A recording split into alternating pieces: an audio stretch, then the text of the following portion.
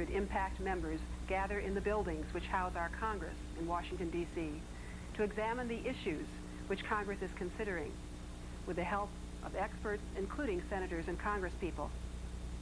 I'm Diane Modrell, and I'm from the Kansas City area, Heartland Presbyterian, and current chair of the Missouri Impact Group. Acting out our faith is good citizenship and taking beyond the pews what it is that we believe. There are 294,000 religious congregations in the United States. Protestant, Catholic, and Jewish traditions share a commitment to social justice. They shelter the homeless, feed the hungry, and provide counseling, health care, and daycare to those in need. Working together with elected officials at local, state, and national levels, faith-based individuals are making an impact. Each one of us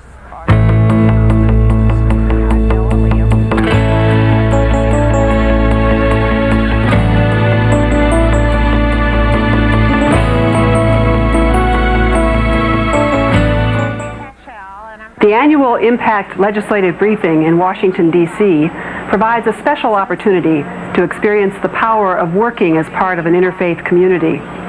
Every year, for 4 days, nearly 600 Impact members gather in the buildings which house our Congress in Washington, D.C. to examine the issues which Congress is considering with the help of experts, including senators and congresspeople. I'm Diane Modrell, and I'm from the Kansas City area, Heartland Presbyterian, and current chair of the Missouri Impact Group.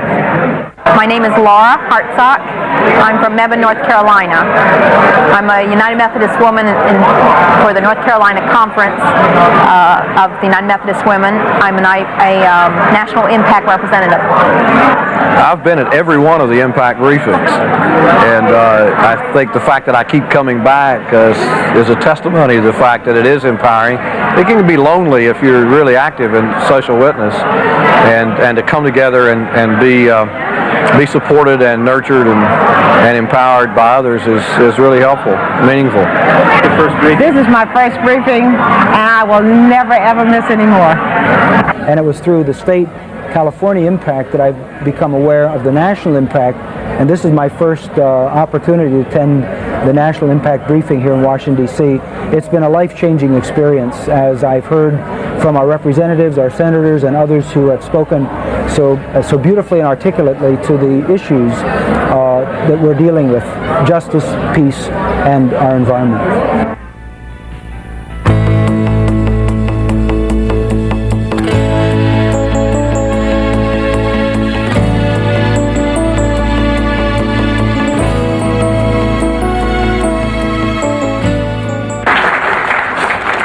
Thank you very much. I'm really glad to be here, and I have been looking forward to it. I've reviewed the program you've been participating in, and it's most impressive. And indeed, there is a very close link between social justice and environmental care, environmental protection.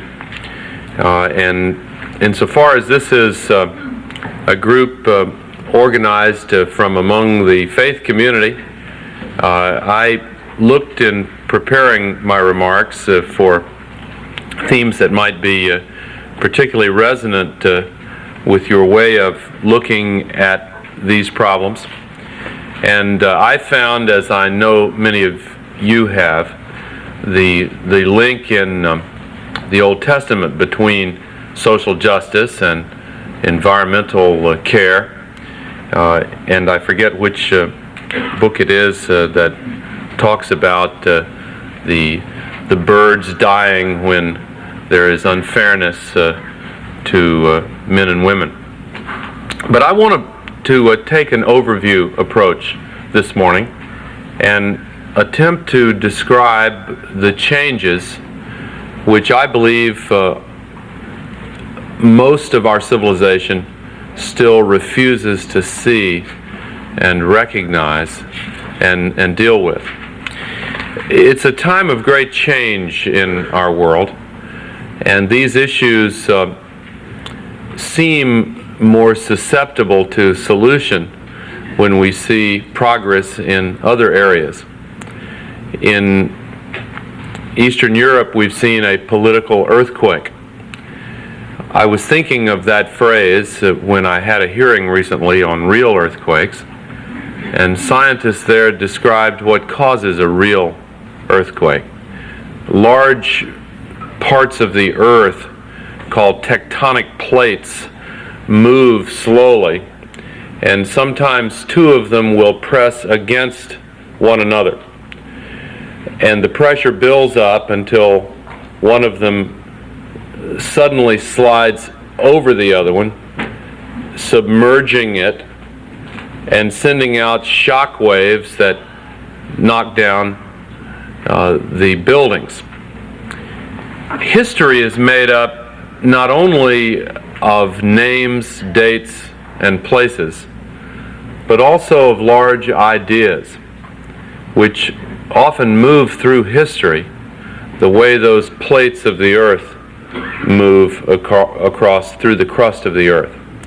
And in Europe, for the last 45 years, we've seen a large idea called democracy pressing against one called communism along a fault line that runs right through Berlin. And even though the changes have not all been visible on the surface of the political landscape, deep down in the hearts of men and women in the communist world, some profound shifts were taking place. And in the last few months, suddenly democracy moved over communism, submerging it, sending out shock waves that knocked down the Berlin Wall and every political structure in Eastern Europe. I was in San Francisco not many days after the World Series earthquake there.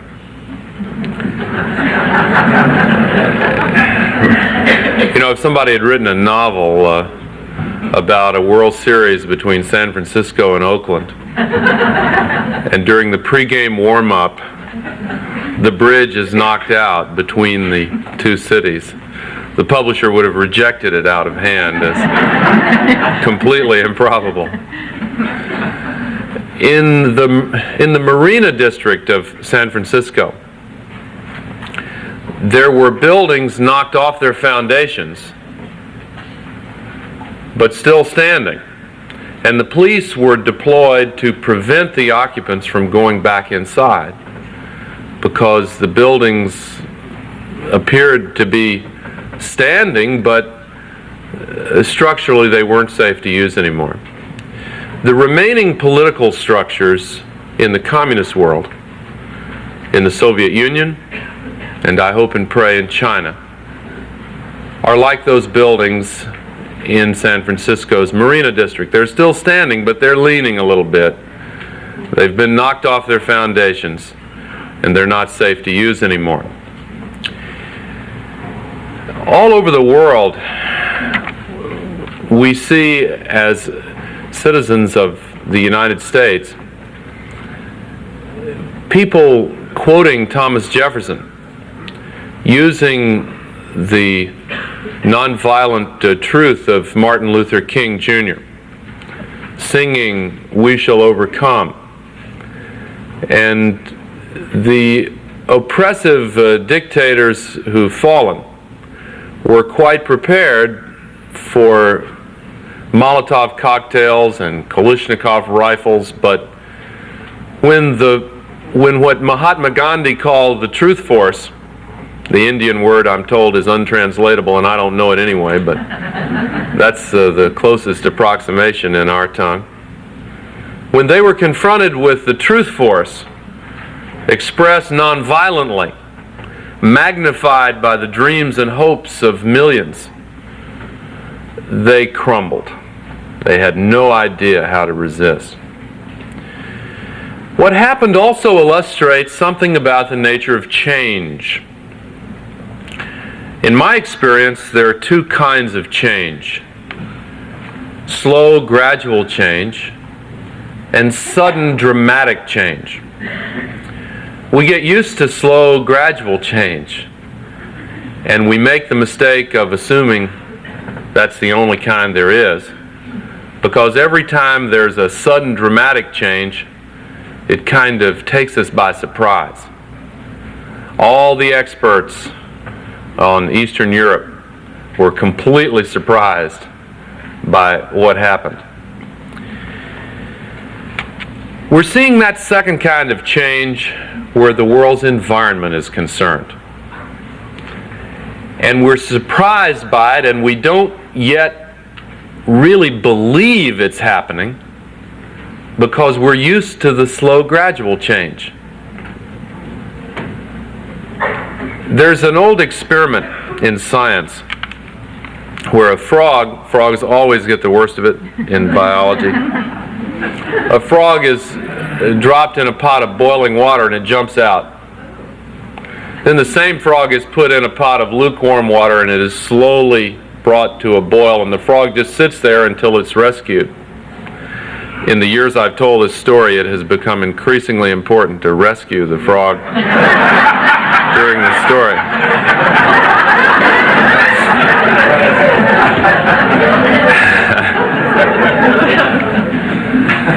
I don't want the point of the story to be lost. The point is, the frog's nervous system is so primitive, it needs a sudden contrast before it can make the connection between its danger and its salvation. We are like that frog. The Earth's environment is nearing a kind of boiling point, and we're dead in the water, doing nothing, inactive, unaware, unresponsive. It seems like a slow and gradual change in the context of a single lifetime. But in the context of history, and in the context of geology and the history of our Earth,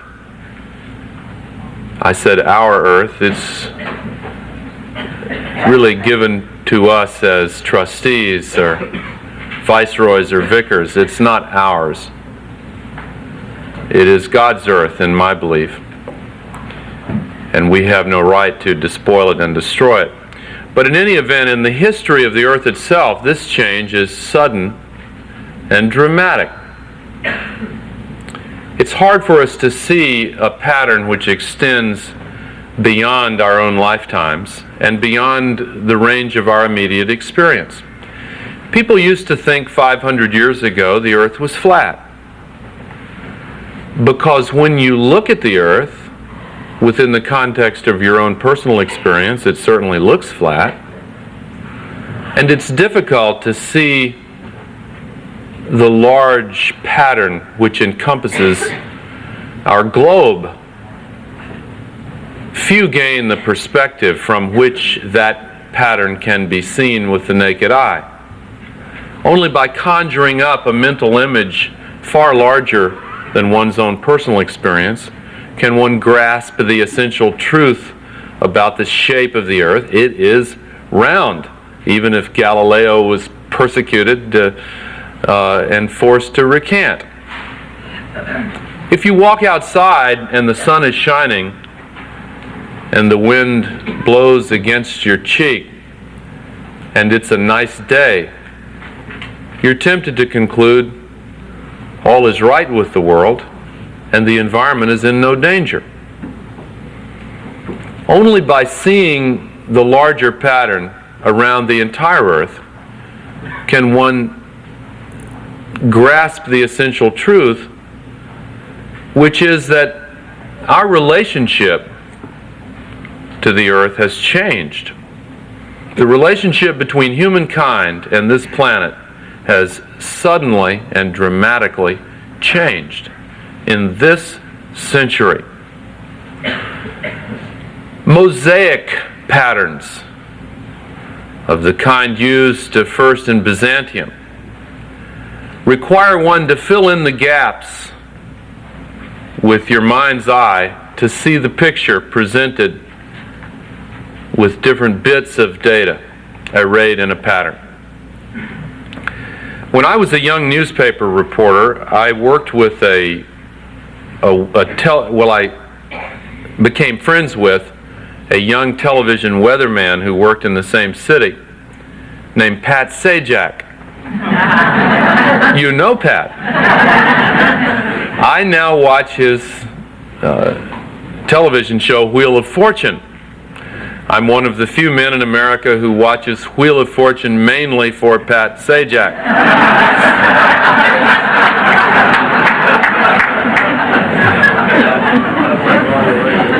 Vanna White, who I do not know as well as Pat,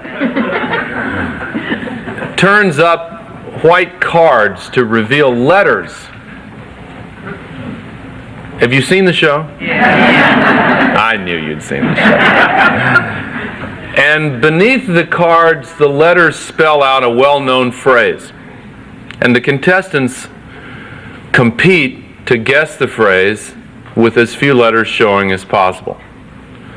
And I saw it recently when something happens which actually is not all that uncommon.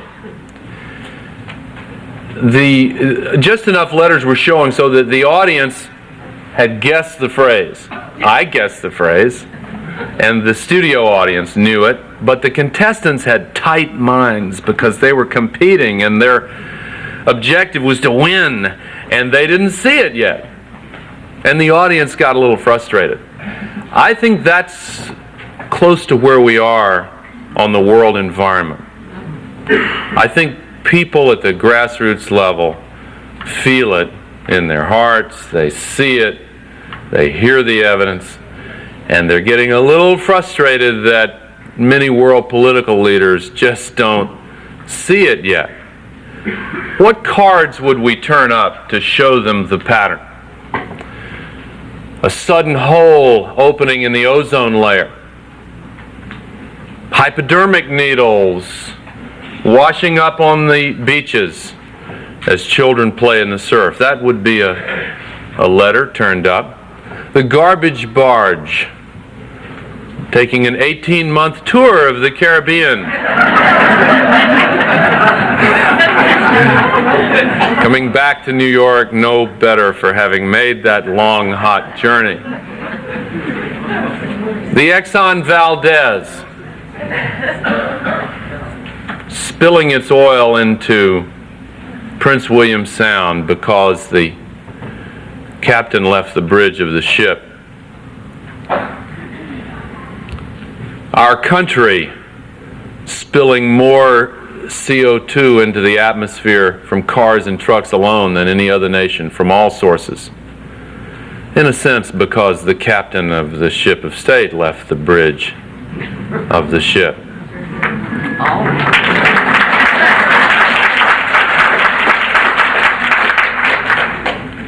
Groundwater poisoned, smog in the city's air, dolphins dead, floating up on the beaches of Galveston, 9,000 dead seals on the beaches of the North Sea in Europe, an area of the Amazon rainforest burned the size of West Germany, 1 acre of rainforest destroyed every second.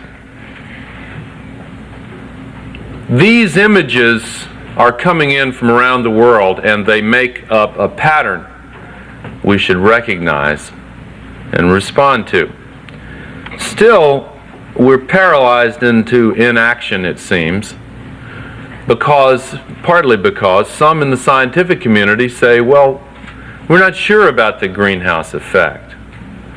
Well, it's not just the greenhouse effect. That is the most serious manifestation.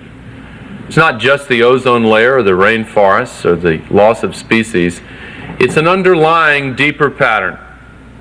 There is a collision between human civilization as it is currently organized and the ecological system which supports life as we know it. We must recognize that pattern, in my view, and we should recognize it before all the scientists do. Sometimes scientists have tight minds too. I remember as an elementary student, when we were studying geography, there was a map of the world at the front of the classroom.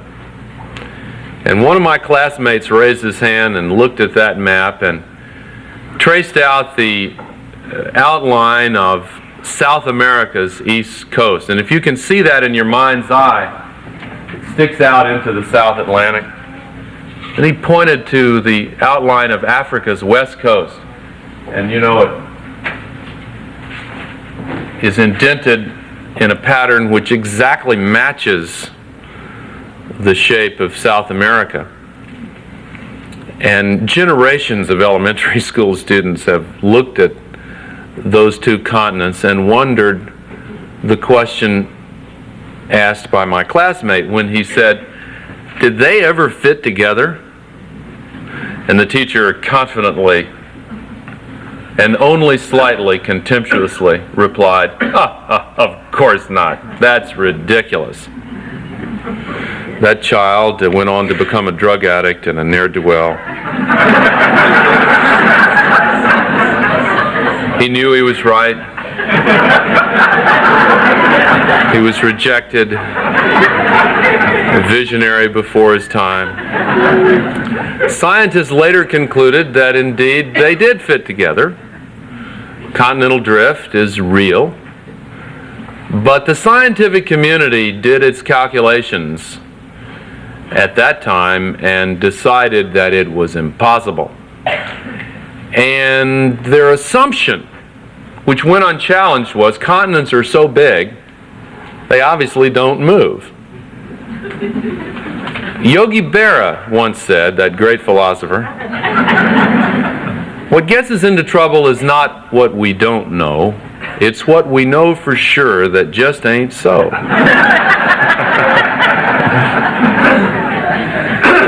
There is an assumption today which gets us into trouble because it just ain't so. Many of us assume that the earth is so vast and the forces of nature so powerful, we human beings cannot possibly do irreparable harm or interfere in a significant way with the forces of the earth. Just ain't so. Some of the pictures from space show a dramatic contrast between the vastness of the earth and a thin, bright blue line around the edge, the atmosphere. It's 1/1000th the thickness of the Earth's diameter. In total volume, it is small enough that our civilization, with our new powers, can now profoundly affect its character and makeup. Just as an example, the air in this room, which we are breathing into our lungs, I hope we're all doing that, has 6 times as many chlorine atoms per lungful as it did in this space 40 years ago or 3 billion years ago.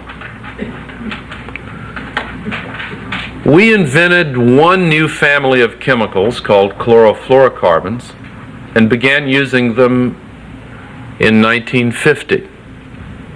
In that short space of time, we have increased by 600% the number of chlorine atoms in the atmosphere of the entire Earth. Last week, they announced they found a new ozone hole, smaller, above the North Pole. The stratosphere above Washington and Iowa and the other states represented here has 3% less ozone today than 40 years ago. Each 1% decline in the ozone thickness in the stratosphere means a 3% increase in the number of cases of skin cancer. It means more cataracts, a suppression of the immune system, making all 5.3 billion people on Earth more susceptible to disease and infection on average. And insofar as we are not the only creatures on Earth, we should think of the smaller, more vulnerable species, which are especially susceptible to the extra ultraviolet radiation that comes down. That's the kind of dramatic change I'm talking about. 600% increase in 40 years. That's not the only place it can be seen. And in order to try to get this message across, in order to try to illustrate the contrast which is so evident in our lifetimes when compared to the entire rest of our species' existence on Earth, take a look at population.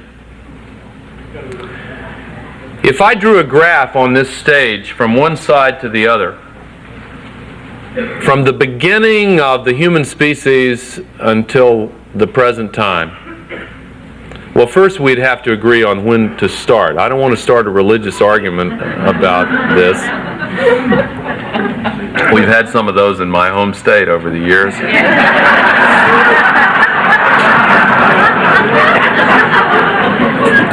Some people say a few thousand years. The folks who dig up the bones and analyze them say that it probably was 1,000,000 years ago that the first recognizably human beings walked on Earth. Let's start 1,000,000 years ago. If you look at that pattern, a long flat line, and then suddenly it shoots straight up,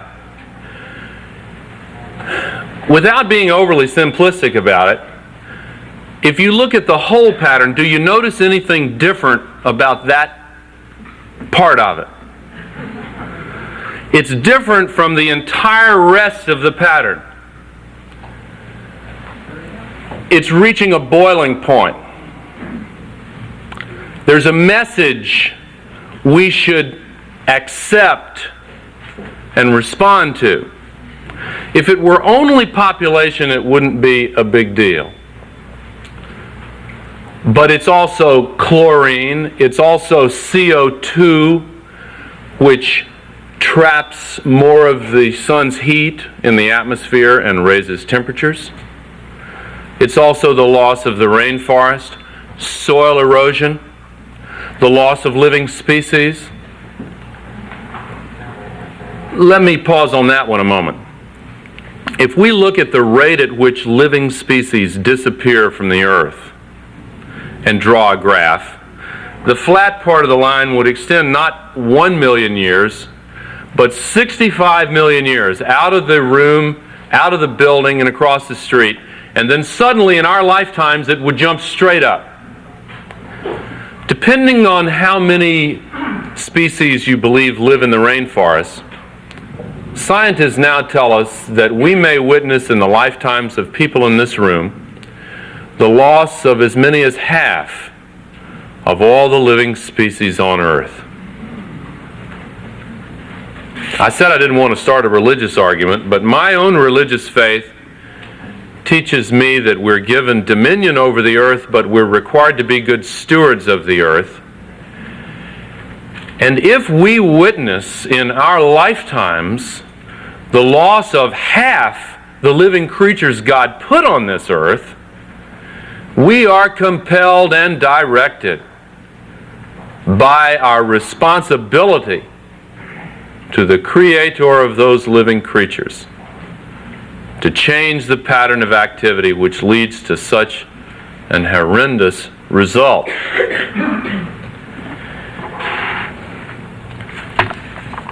If I could speak just for a moment about the religious context in which I view this issue. I don't normally do this, but because this is a religious gathering.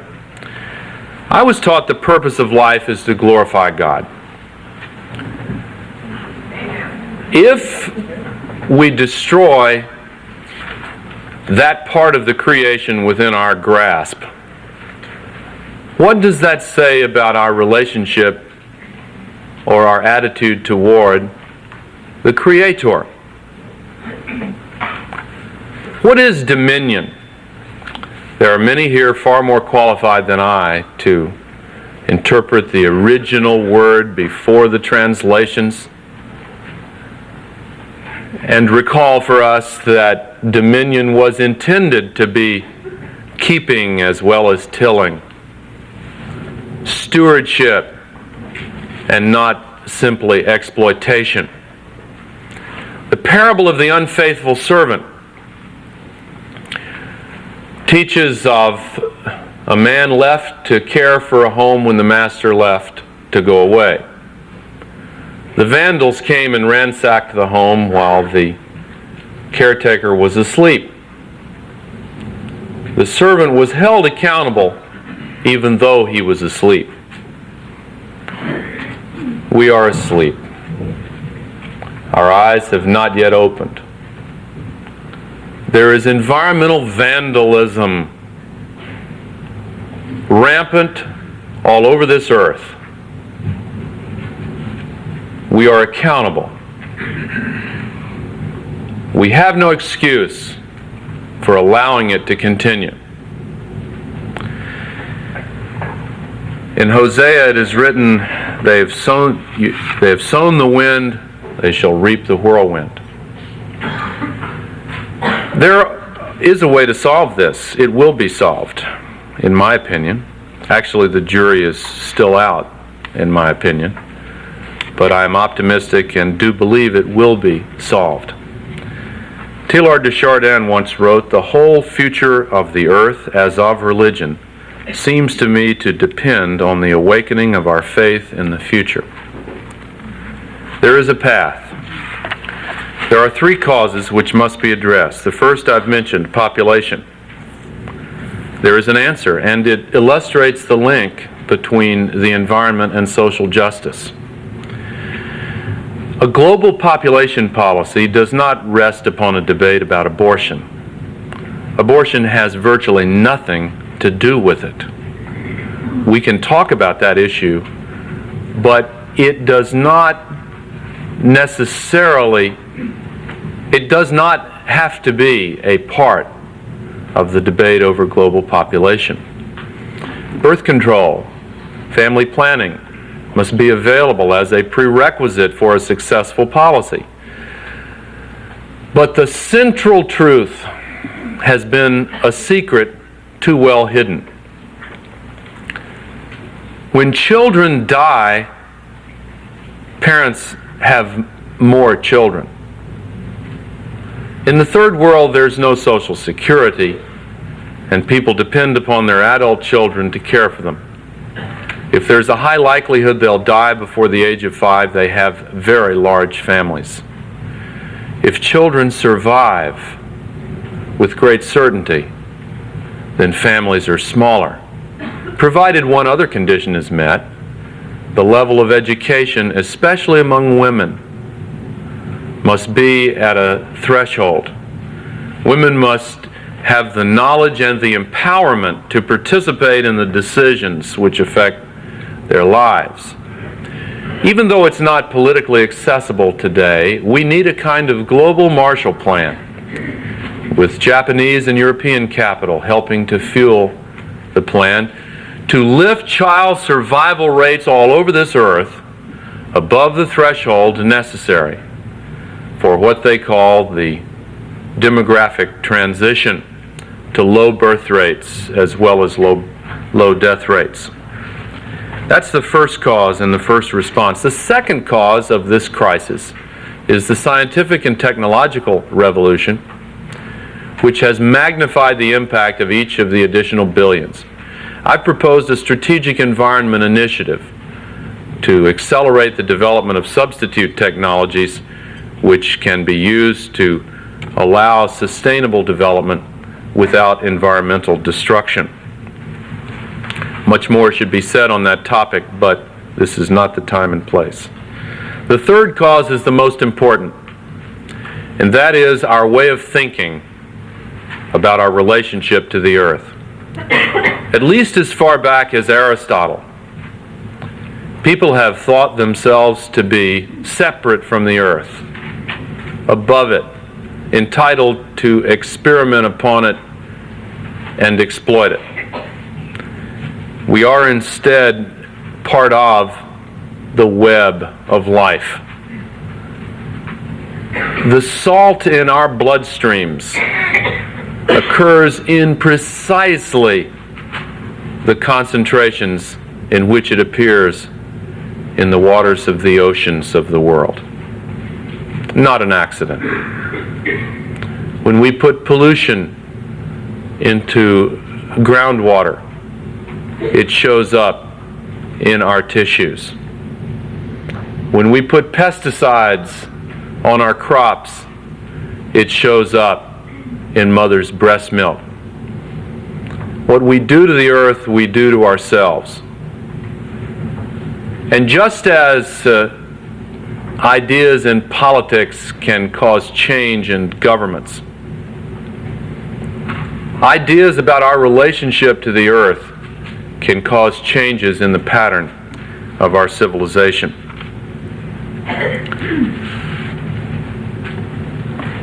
Hannah Arendt wrote about Hitler's lieutenants and coined a phrase, the banality of evil. She was struck by the tedious, everyday character and almost boring, routine nature of the horrendous evil she studied. Does banality render an act acceptable? The acts which are leading to the destruction of the Earth's environment are often banal. The air conditioning of a car with CFCs, the cutting down of trees when it is not necessary, the choice of a gas guzzler above a more efficient device for personal transportation. Our knowledge of the consequences determines the moral character of the act. We have the capacity to change. We deny there's a problem because we don't want to think about the changes necessary to solve the problem. But the day is quickly coming when that too will change.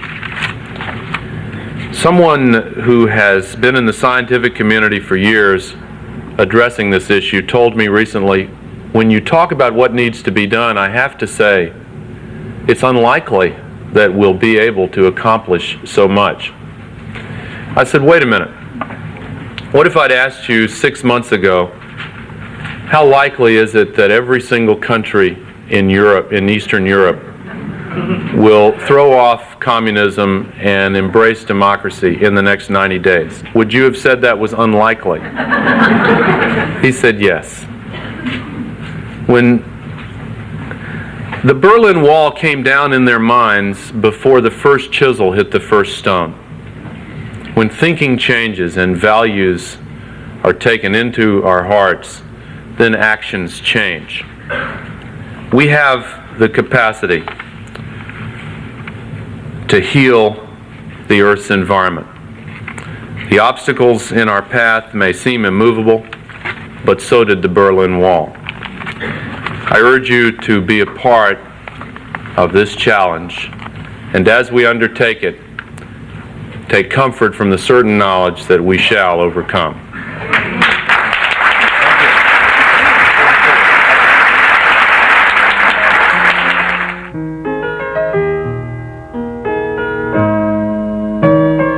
Sometimes I feel my dreams don't matter, that I am just too small.